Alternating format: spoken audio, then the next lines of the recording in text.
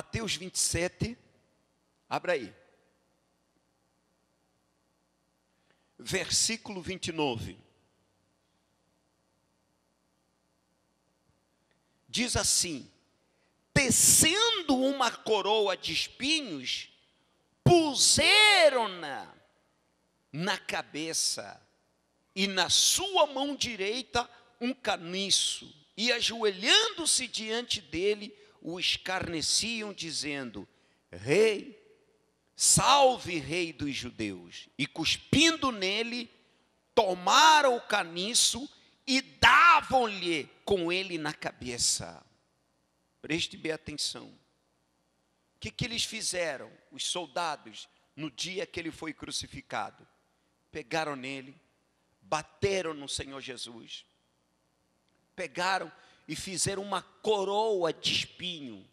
Ele é rei, né? Então, sendo rei, fizeram uma coroa para ele. Só que essa coroa era uma coroa de espinho. Lá no Monte das Oliveiras, pessoal, você encontra muito essa planta que fizeram essa coroa de espinho. Os espinhos são grossos. Você encontra espinho desse tamanho. Foi com aquela planta que fizeram essa coroa. Na hora que colocaram, pessoal, os espinhos penetraram na carne. E eu fiquei pensando hoje, vem cá, o que representa os espinhos? Hein? O que representa o espinho? O espinho é o quê? E eu fiquei vendo na Bíblia. A primeira vez que o espinho, a palavra espinho, aparece na Bíblia, é lá no livro de Gênesis. Gênesis 3. A primeira vez que essa palavra aparece na Bíblia, é lá no livro de Gênesis. Gênesis 3, versículo 17. E Adão disse: viste que atendeste à voz da tua mulher, e comeste da árvore que eu te ordenara, não comesses, maldita é a terra por tua causa. Em fadigas obterás o sustento durante os dias da tua vida. Ela produzirá também o quê? Cardos e abrolhos. Cardos e abrolhos é o quê? Espinhos. Ela vai produzir espinhos. A terra vai produzir espinhos. Espera aí. Então, espinho é o quê? Espinho nos simboliza o pecado. A terra só produziu espinho por causa do pecado. Não é que o espinho seja propriamente o pecado, não. A terra produziu o espinho por causa do pecado. Então, o que Deus está querendo nos revelar? Que o espinho é o fruto do pecado. O espinho é o fruto do pecado. Toda vez que a pessoa se envolver com o pecado, ela vai ter que encarar o espinho na carne. Ela vai ter que sentir esse espinho. Onde há pecado, sempre vai se encontrar o quê, pessoal? O espinho. Onde há pecado, haverá espinho.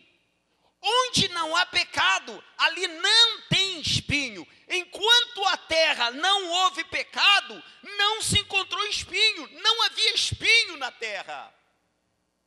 Até então, não havia espinho na terra. Os espinhos só apareceram com o aparecimento do pecado. O pecado é que trouxe o espinho para a terra. Então, peraí. Vamos pensar. Então, se o espinho é o fruto, então, o que é o fruto do pecado? O que é esse espinho, afinal de contas? Você vê, nós vivemos na dependência de sentimentos. A nossa vida, pessoal, é sentimento. Quando a pessoa fala, eu sou feliz, É por causa dos sentimentos. Quando a pessoa diz, eu sou infeliz, também por causa de quê? De sentimentos. É por causa de sentimentos. É por causa do que a pessoa sente. Então, querendo ou não, a nossa vida está envolvida em quê? Está toda emaranhada no sentimento. Então, veja, que espinhos são esses que o pecado traz?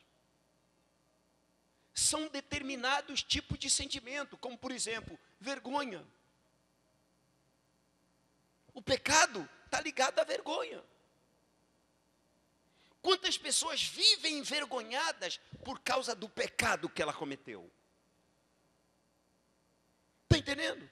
Olha para Adão e Eva. Depois que eles pecaram, esconderam-se de Deus. Por quê? Vergonha. Pegaram folhas e cobriram-se. Outra coisa, a nudez. O pecado traz nudez. Nós ficamos despidos. Ficamos despidos. O pecado causa medo. Por quê? Por que as pessoas têm medo de morrer? É por causa do pecado. Sabe? Por que o medo? Hein? Por que o medo? Eu vou ter medo de quê se eu sei que Deus é comigo? Normalmente o medo aparece quando alguma coisa está errado. Toda pessoa que peca, pessoal, o medo está ligado a ela. Aparece sempre o medo. O medo, aparece sempre o medo.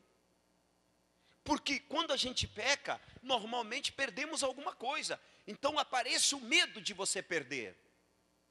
O medo de você perder alguma coisa.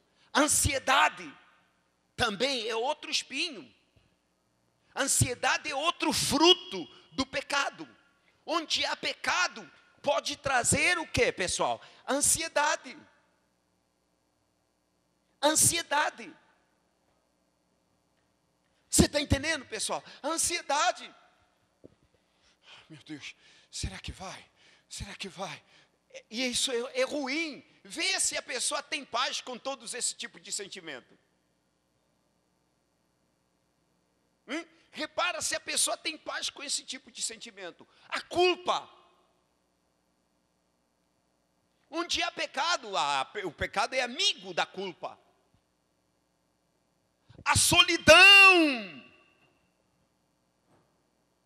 O desânimo.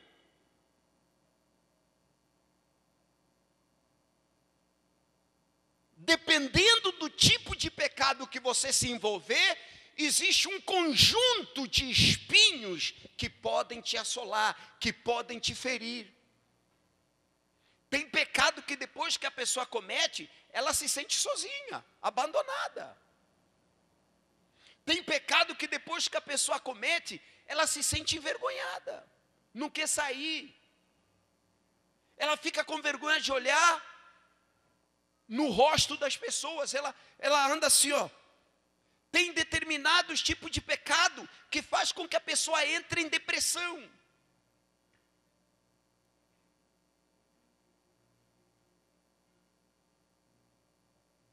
Tem determinado tipo de pecado que faz com que a pessoa sinta desgosto pela vida, amargura total. Aquilo que a pessoa sente não é propriamente o pecado, mas é o quê?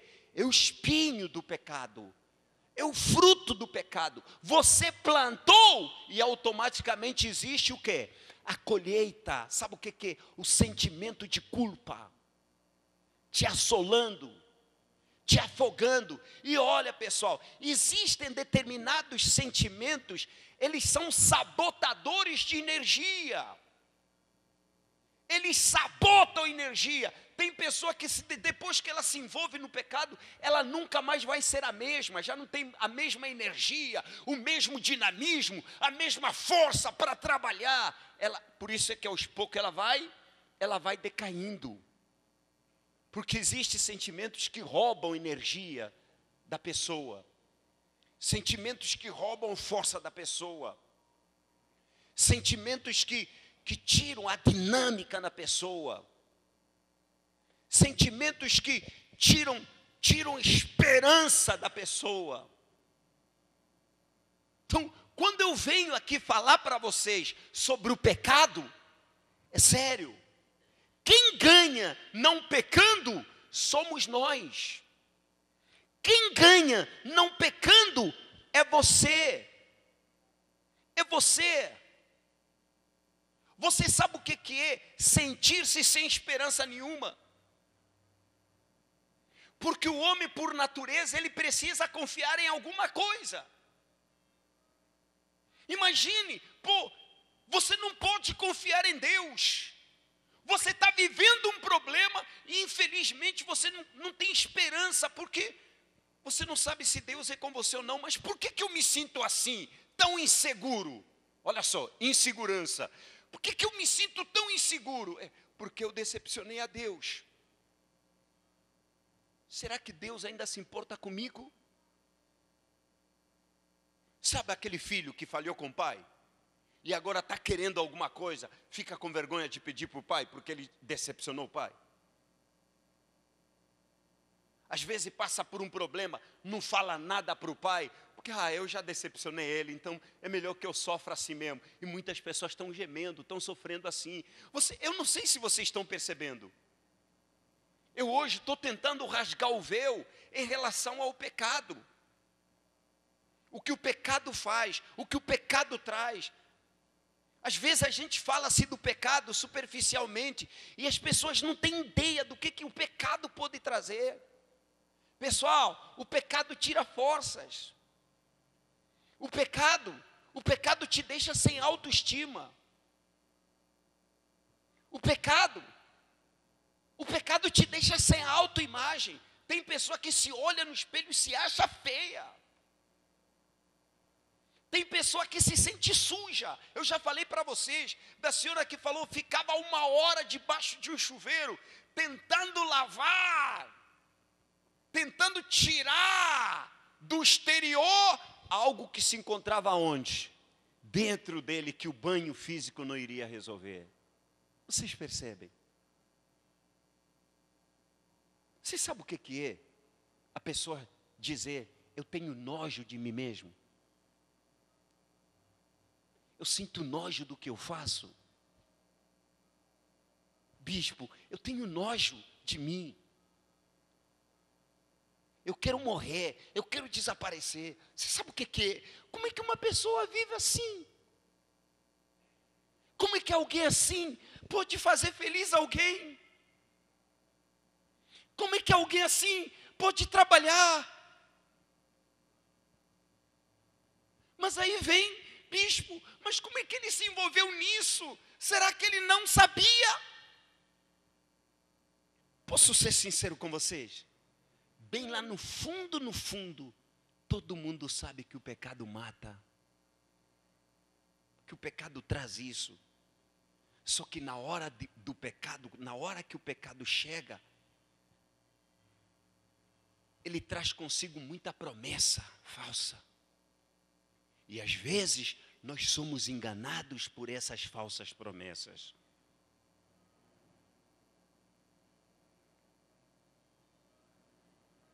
Sabe? É muito prazer que ele dá. Ele traz consigo com prazer. Ele traz, sabe? É muita tentação que vem para cima. E a pessoa às vezes não resiste e ela se deixa levar. Se deixa levar pela oferta que o diabo faz a ela. Sabe o que é? Olha o que Satanás falou para Jesus. Eu te dou tudo isso. Está vendo os reinos? Tudo isso que você está vendo, isso tudo pode ser seu. Sim, é simples. É só você dobrar os joelhos diante de mim, pronto, tudo isso é seu. Sabe o que é isso?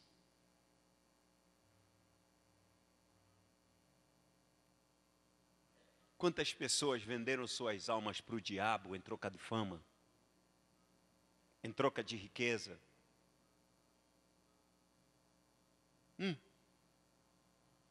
Julgadores que fizeram pacto. Cantores que fizeram pacto. Para ganhar fama. E muitos deles, aos poucos, vão vendo que fizeram um péssimo negócio. Então, o pecado está à espreita, o pecado está ali, trabalhando, pessoal. E vou te falar, quando Jesus veio aqui na terra, ele não sentiu nada disso. Jesus nunca sentiu ansiedade. Jesus nunca se sentiu abandonado. Jesus, ele estava ali, pessoal. Todos esses sentimentos que eu estou falando agora, Jesus nunca sentiu, não. Nunca. Ele estava sempre com seu Pai. Culpa? Que culpa? Que o pecado não fazia parte dele, então como é que ele vai sentir essas coisas? Amém? Ele não sentiu até o dia que ele fez o quê, pessoal? Tomou os nossos pecados. O dia que ele assumiu o pecado, você vê, uma das palavras dele na cruz, lá no livro de Mateus 27, acho que no versículo 46, você vai ver, sabe o que ele fala? Deus meu, por que me desamparaste? Olha a sensação de abandono, de desamparo. Uma vez você já sentiu isso?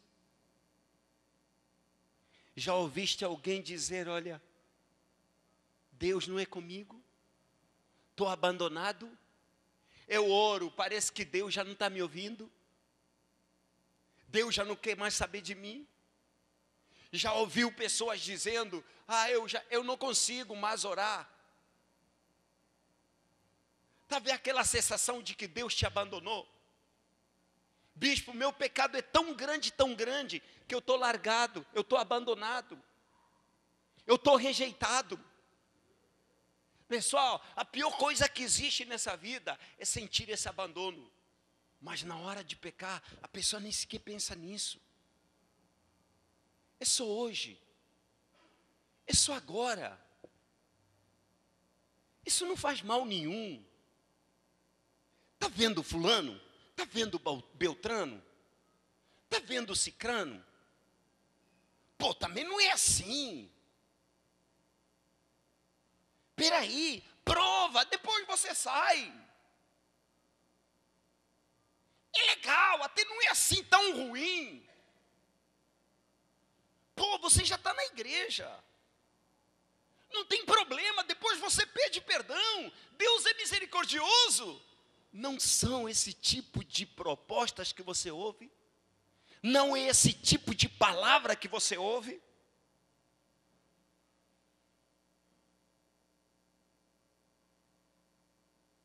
Cuidado. Seja você membro, obreiro, pastor, bispo, grupo jovem, candidato a obreiro, evangelista. Se você cair nas mãos do pecado, os espinhos aparecem. Enquanto Jesus não tinha nenhum pecado, nenhum espinho pôde tocá-lo. Os discípulos preocupados, ele falou, vocês estão preocupados por quê? Ei, homem de pouca fé, por que você duvidou, rapaz? Sabe o que é isso? Não tem pão. Pegou em 2 pães, multiplicou.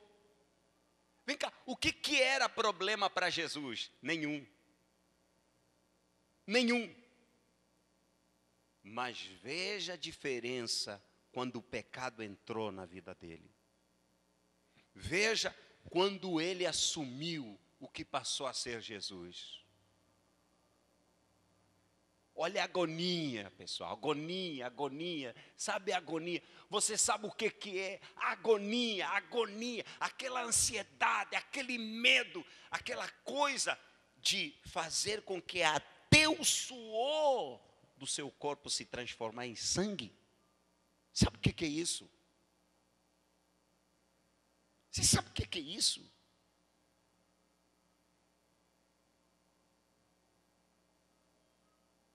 Você sabe o que é gritar, gritar, gritar e ninguém poder te ajudar? Mas uma coisa eu quero falar para vocês. Tudo isso ele fez para assumir a sua culpa, para assumir o seu pecado, para que hoje você não sinta mais esses espinhos.